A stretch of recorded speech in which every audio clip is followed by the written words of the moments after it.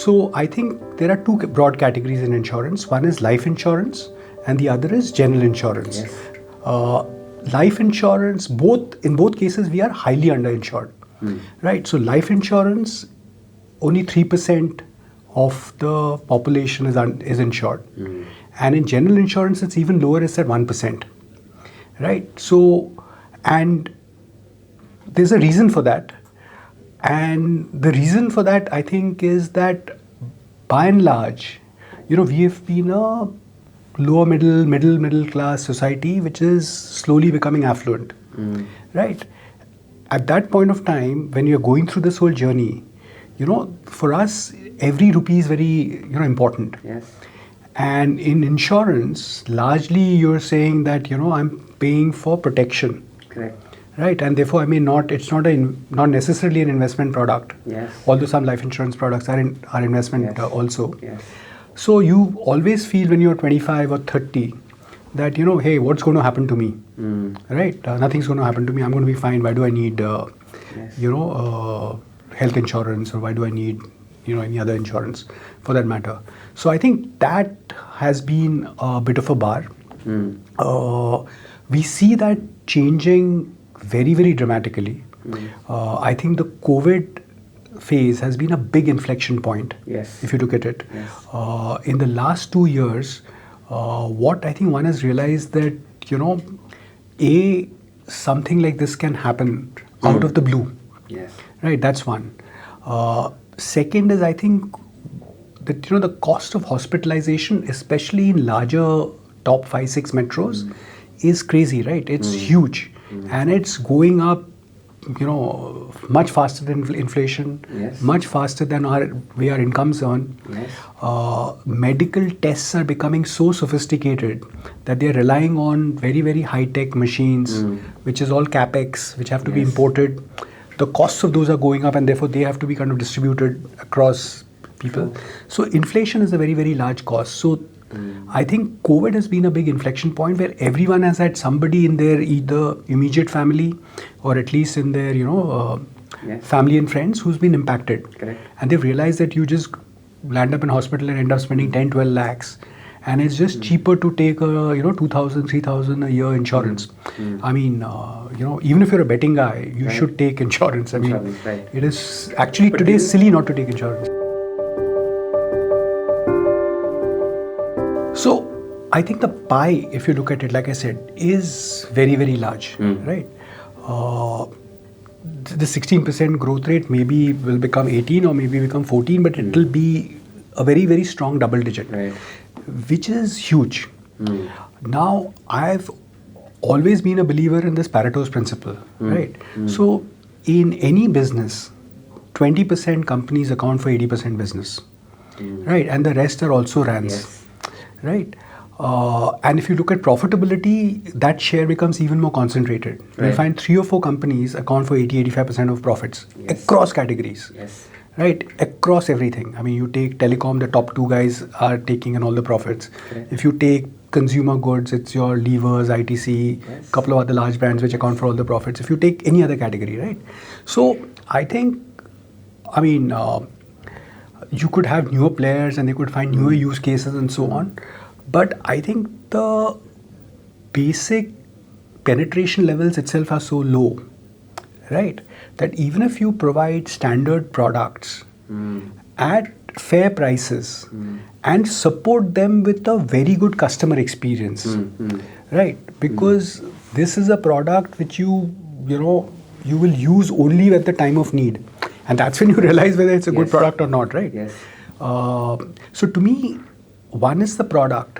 The second is the service experience. And that service experience actually completes the whole, customer lifecycle journey, so to speak.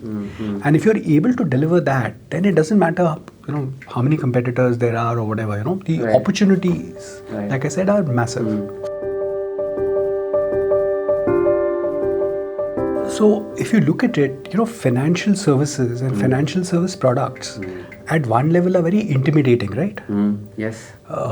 And because of regulation or because of whatever other reason, they're also fairly complex, right?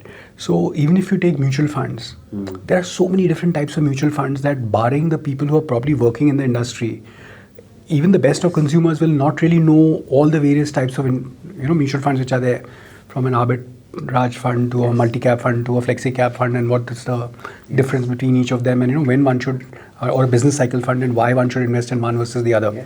Just as an example. Similarly, in the case of, let's say, life insurance, right? You will see there are people who say there's a money back scheme. But money back is just a marketing term which has been put together to give a certain amount of money back at certain defined intervals, right? It's a product feature, yes, but fundamentally there is so I think one is that the whole subject itself is very, very complex.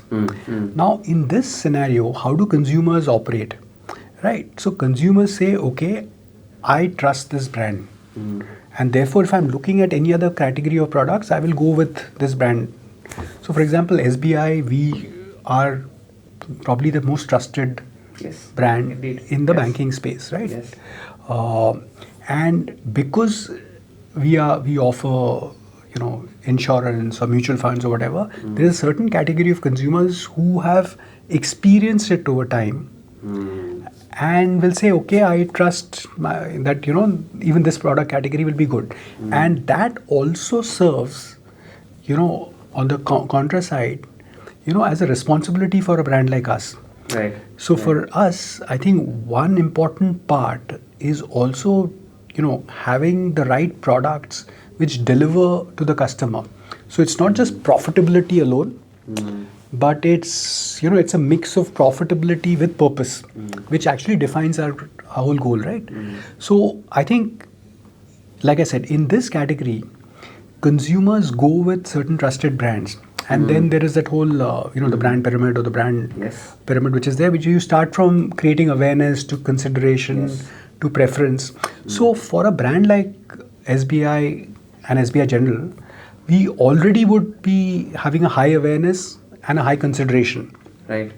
Then what I need to focus my marketing on is actually on building preference, right? And maybe even having a 100% consideration. Correct. I want anybody who is in this category to consider me as a viable alternative, and then prefer me because of XYZ reasons, which is very product functionality, product benefit led, right?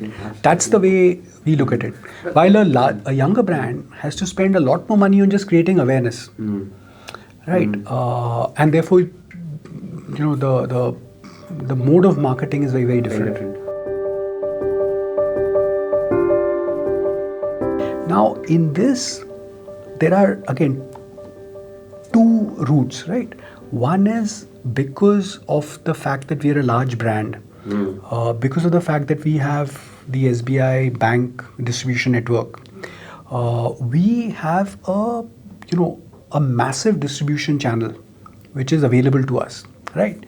And there are a lot of, I would say, agents, etc., who are selling our products, right? And they themselves need to be better informed. Yes.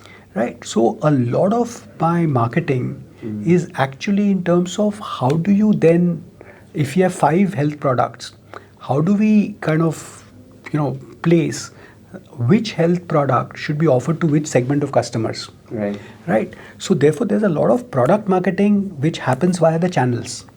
Right. Because if I'm able to, improve their knowledge levels and empower them to, give the right suggestions, that itself will go a long way in actually fulfilling this whole promise of Suraksha, Bharosa, etc. Right? So it's not a promise, but it's actually delivery. And that delivery has to happen through a channel. Then you have a self-service channel, right, which is digital and so on. There again, we are today present in everything from, a phone pay to a Paisa Bazaar to all other, partners. But there again, the customer would, do searches on Google. So your SEO, content, all other customer testimonials, all of that customer sees become important. Yeah, so I think there are various cuts, right? So one simple cut is what you mentioned about, which is the language cut. Now, language today with AI generated tools, etc., is easier to solve for actually. Right? It's not as difficult as it was even say 2-3 years back. Right. And it'll keep on getting easier and easier. Yes. Right? So the language cut is easy to solve for. However, the other cut to my mind is that you have various you have customers in various stages of awareness or education or about the product. Yes. Right? And therefore the question is, if you are serving very simple messaging to somebody who's already too advanced, he might say this is not for me. Correct. If you serve very complicated messages to somebody who's very basic and understanding about, let's say, cyber insurance for the first time, he'll say this is not for me. Sure. Right? So the answer to that again can be solved by analytics, segmentation and analytics, and then an AI to serve up the relevant messaging. Sure. On that last piece, I think we are still at a segmentation stage. We are not at a personalization stage. If you ask me honestly, because I'm also a consumer of various banking products, other products, e-com, I don't think anybody has actually cracked that personalization code yet. I don't see any brand actually doing that, including, let's say, Twitter or X, right? I follow a bunch of guys. So ideally it should refer me because it's really got my detailed history of who exactly I follow and recommend, 5 or 10 more people within who are a close match to that. But even something as purely digital as that, who would have all that science, they have not cracked it. So I think we have not yet moved to personalization, although everybody talks about it. We are still at a segmentation stage. So I think so even today, I think in a category like this where somebody is making a purchase which is going to last him 10 years or 20 years, right? Any insurance product. So even if I'm going to an agent and buying a product, I'm going to go on Google and search for it. So I think content, information, content in, let's say, video format, content in simple format, content. So that is key to, education, sales, everything. Yes. Right. So that is a very, very important part, and it's going to kind of keep getting important. The second part, like I said, is there is a role for self-service channels like digital, etc., which differs brand to brand. And there's a role for assisted channels for larger companies like ours. Right.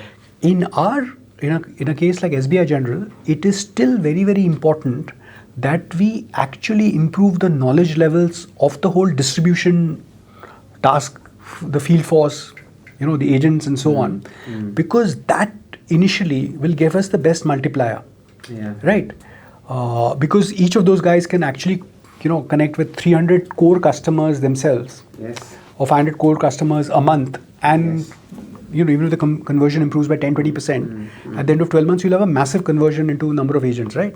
So that can be that is a very, very important leg.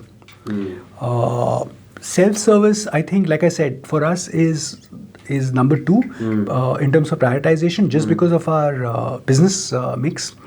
But it's very important to be there so that anybody else, doing a double check or searching for it, finds that the information is available. Interesting.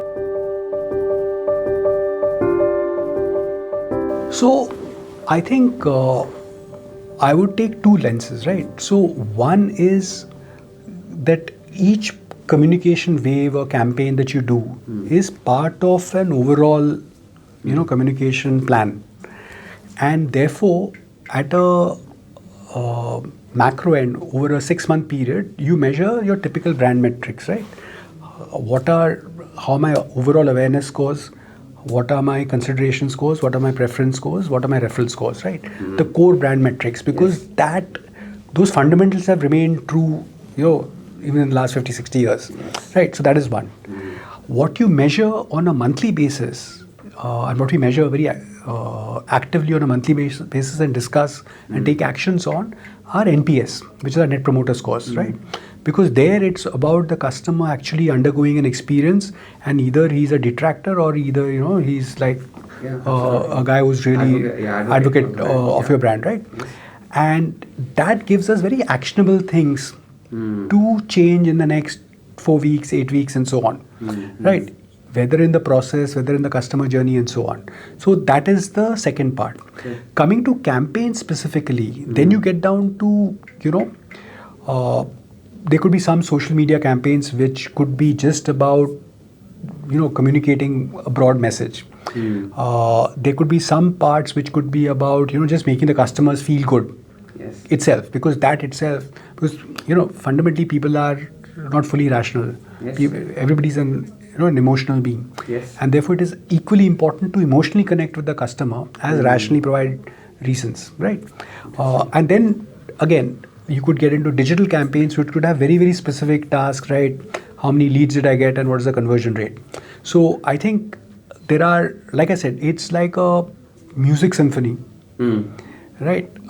You have to know, given your context, like what's the song or orchestra you want to play. Absolutely, yeah. And then each part of the mix depends again on the business. Needs to be played.